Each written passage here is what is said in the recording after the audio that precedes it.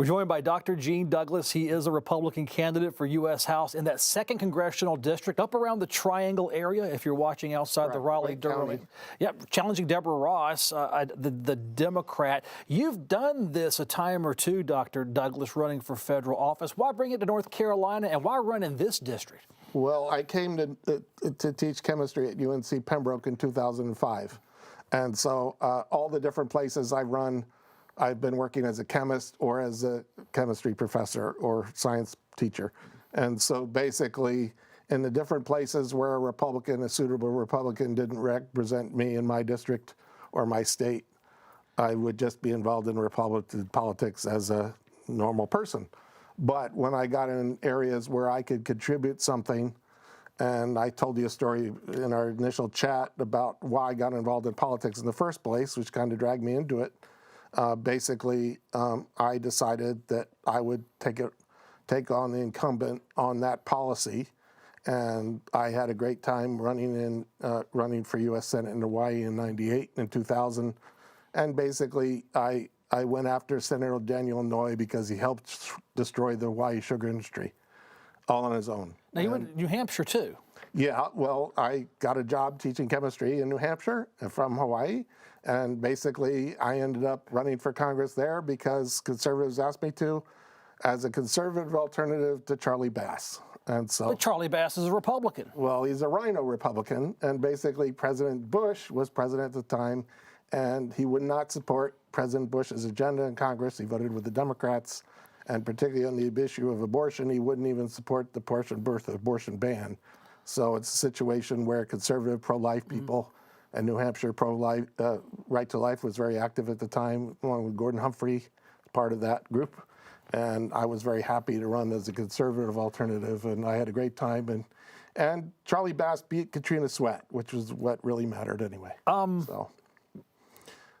I come to Wake County to be near my son and his family, and found Deborah Ross as congressman, not Dan Bishop or Hudson or Rouser, who were. I want to ask you about your flavor of conservatism or republicanism. I'm asking about the candidates because inside of parties now, philosophies are being identified. You have your conservative, social conservative, your libertarian Republican, your establishment Republican. Now you've got MAGA out there. Where do you fall? What do those labels apply to you? Well, I'm a blend. I was a supporter of Ronald Reagan back from 1976 because he was a former union leader, and then decided to run for president, and Gerald Ford was running, and so I voted for Gerald Ford in the general.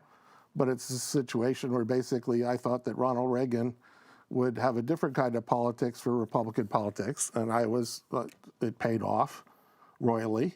And that's President Reagan as president, and what he was doing in Central America and destroying the communist menace there, or trying to, was very, very important, and even got me involved in politics in the first place, because that's the first time I ran into Senator Daniel Inouye and his hypocrisy. And so it's a situation where basically I've gotten involved as a candidate where I could be effective and where no one else was representing my views.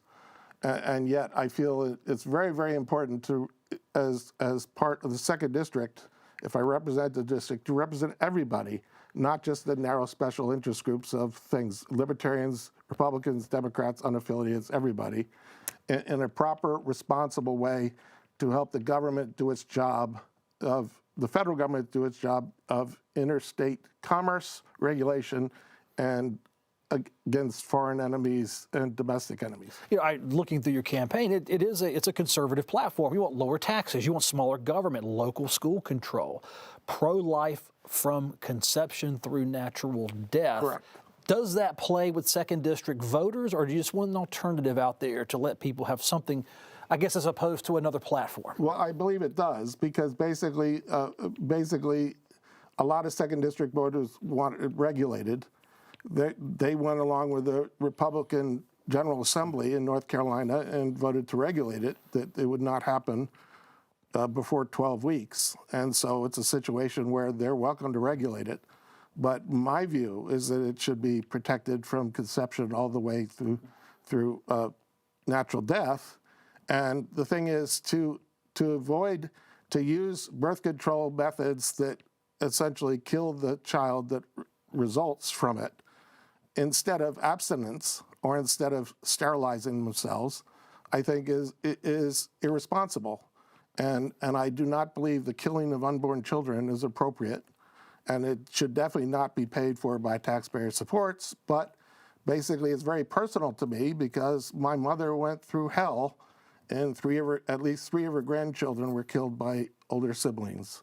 And it's a situation where I know how it affected my family, and I had brothers and sisters, perhaps, who were dead, or niece and nephew, whatever else. And it's a situation where basically it's very, very personal to me, as it was to my wife. And she got involved running for Congress against Patsy Mink. She won the primary in '98, and basically she had abortions happen in her family too. So I know how it destroys other people's lives, innocent people's lives, not just kills the baby. I've interviewed Democratic and Republican candidates, challengers in this seat, and not for in that literal seat right there. And they're all saying that D.C. doesn't listen to people, whether they're a Republican or a Democrat. They're saying the establishment of either side listens. Is D.C. listening to the voters after the voters elect them? Well, a lot of people don't understand the nature of a congressman. The U.S. Congress is set up to be a representative body, and basically if I was to win, I'd be one of 220 Republicans. My job is to represent the district and to be involved in the committees designing legislation that helps everybody, or as most people as possible. It is not desired to essentially get money when we have a $39 trillion deficit or $40 trillion deficit, get money from Washington, D.C. that just prints it to benefit local benefactors or NGOs or other things like that. That's not its job of the federal government. The federal government job is to regulate interstate commerce, the interaction between the states, and support enemies, foreign and domestic. That's my view about what the Congress is think. That's the constitutional view. What do you do with national debt in this country? It's $40 trillion. And let's set aside the national deficit, which is the every year overspending. What do you do about that if you're running as a conservative on low tax small government? Well, basically, you got to decrease the size of the federal government and bring back duplicative functions back to the local and state governments. There is loads and loads of bureaucracy in Washington, D.C. being paid to essentially micromanage local businesses, state businesses, all sorts of things happening in North Carolina that basically requires duplicate paperwork or has duplicate regulations that people have to be hired to do that. The federal government needs to be out of that business and essentially give the responsibilities back to the states and local governments where it belongs so that they are accountable to the people, particularly. With what happened in Cary, for example, the people of Cary trusted... Cary, North Carolina. Yes. The people of Cary trusted these people that got elected, and they spent thousands and thousands of dollars on personal perks and such like that, and essentially betrayed the people of the thing. So here in Wake County with the Wake GOP, it's Together We Win, and I am standing essentially to say, yes, it's time for a change, and it's time for a change in the 2nd District particularly, but that's mostly Wake County. If you get elected, how would you maintain that level head to not fall into the entrapments of office where there is big money, there is big power, there's influence, there's, cable news out there to make a celebrity out of you, or a villain if you're not careful? Well, I spent over 30 years teaching chemistry all over the world, 4 years in Kazakhstan, 1 year in Iraq, and many, many years here in the U.S. And it's a situation where I've learned to deal with the system, but essentially I've learned to do my job. And my job is not to necessarily interact with the noisy people, but to do what's required to, if I was a congressman, to represent the district. And I admit that originally when I got involved in politics, I saw myself more as this was many years ago in '98, as a senator, a deliberative body more. But now with all my experience and everything else, I think I've got a lot more to offer in the sciences and everything else regarding developing a future for our country instead of essentially whining and complaining about how Republicans have essentially been the racists for years, when in reality, the Republican Party was started by Abraham Lincoln to essentially abolish slavery. And it's a situation, the dynamics of what's going on regarding the Democrats demonizing Republicans when we've been trying to, in good faith, to work with the American people to do what's right and to spend money wisely, whether it be balanced budget amendments and other things that Republicans have been trying for years, and that basically the Democrats act like things. And who knows how much money has been promised by the Democrats who you interview of what could come from Washington to benefit these local groups. Well, that's not the job of the representative. The job of the representative is to manage things properly and let more people in North Carolina keep their money. The last few minutes we have left, I want to go to international affairs because you've written in your Substack about the relationship with Israel. What should America's relationship with Israel be? And then we'll step to the next question to be, what happens if you go to office and we're still in the Iran conflict? But start with Israel. Well, we might as well start with Israel.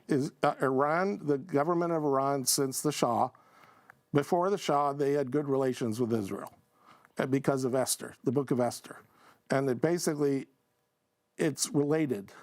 My view of Israel has been our ally in the Middle East against the Soviet Union encroachment in Egypt and Syria and all the other groups that ganged up on Israel again and tried to wipe them out.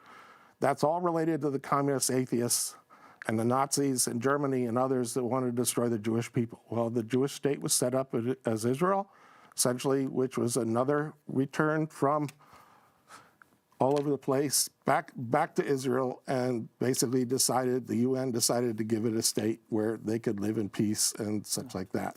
And it's the most democratic country in the Middle East, and it's our responsibility as an ally to help defend our ally, particularly when their enemies are enemies of the U.S. too, because the Ayatollah has been said, death to America, death to America, death to Israel, and wipe them all out. And it's a situation where it's related. We are trying to make sure that Iran does not have a nuclear weapon, and that protects Israel as well. Do we stay in Iran? Do we deepen the entanglement in Iran to provoke regime change? Do we pull out in the name of economic development and gas prices and all the other inconveniences that come with any international conflict? No, I believe that basically that millions of people died on both sides between the fight between Iran and Iraq.